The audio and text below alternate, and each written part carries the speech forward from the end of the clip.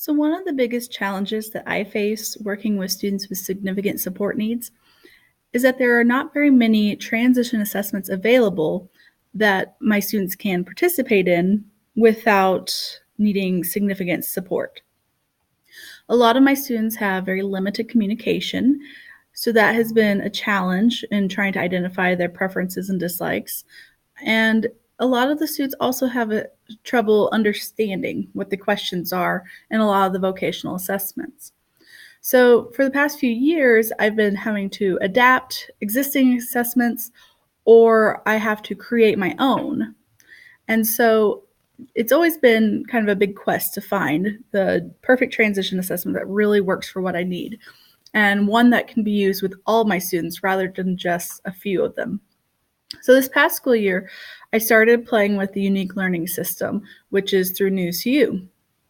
And they have a whole bunch of just transition planning materials, including these great assessments that I found were extremely useful for all of my students.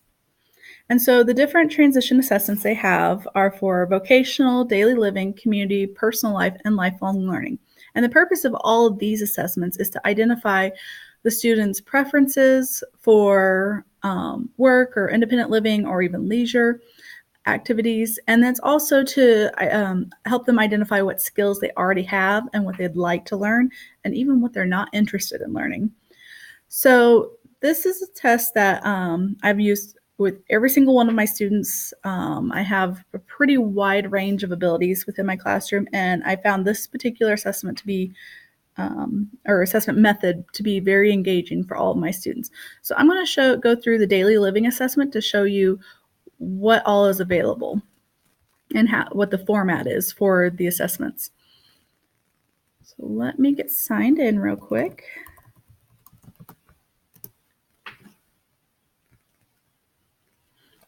Okay, so the first part is a question about this is me now. And what I like is that they use a combination of PEX icons and the symbol sticks icons, which are all things that icons that my students are familiar with. Most of them use them with their iPads for communication, and a lot of our work materials use the same symbols. So a lot of my students are already familiar with those. So that is very helpful. So the first question, this is me now. I live at home with my family. I live in a home with a family. I live in a care center, or I live in a supported home.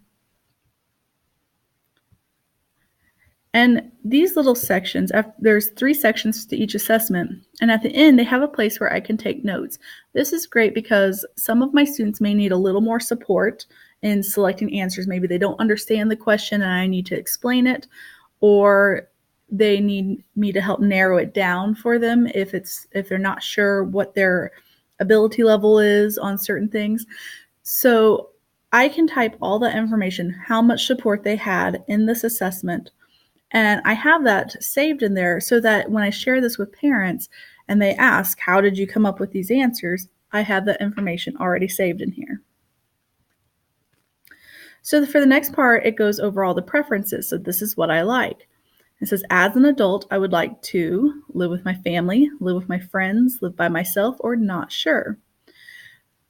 And so my students can go through and select the answer that best fits their needs.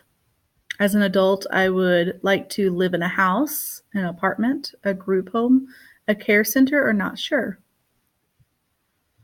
And so we'll go through and answer these questions. As an adult, I would like to live in the city, in the country, or not sure. That one's a tough question because we live kind of in a suburban community and it doesn't really fit cleanly into either one of those. A lot of my students just want to stay living in the town they currently are in, and so we have to choose the answer based on that. And a lot of times in the notes section, I'll just put they would like to remain living in our community. So these are talking about the different skills that they have. And what I like about this is that they have 4 different choices: by myself, with help, want to learn, or not interested. And so the students are able to identify where they're at with this particular skill. So I count money. A lot of my students may choose with help. I budget my money. Well, this is a skill that a lot of students may not have just yet, so they may choose I want to learn. I buy the things I need and want. So they may choose with help. I cook simple meals. I pick healthy foods, and this is where I might get someone who will say not interested. So they have that option of saying that, and I do like that they can identify the skills that they just really don't care to learn. I use kitchen appliances. I wash dishes. I keep my room clean. I get a lot of not interesteds there.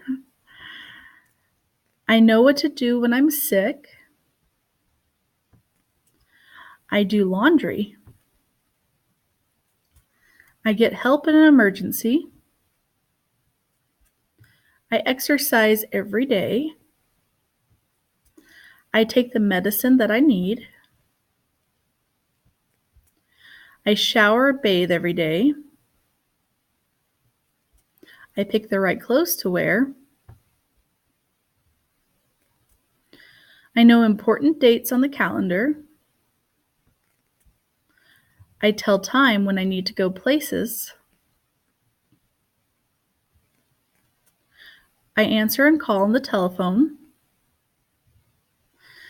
And that's the end of that. And so the assessment's pretty quick and easy. It doesn't take too long to administer. My students are usually pretty engaged. It's all on the computer, and I usually do it with my Chromebook that has a touchscreen, so students can just touch the ones that they want to select. And it's very similar to their iPads that they're already currently using. And overall, I have found that all these assessments have been very good for our classroom, and they document all the information that I need to know. And I've been able to use that information to write some really good transition plans this school year.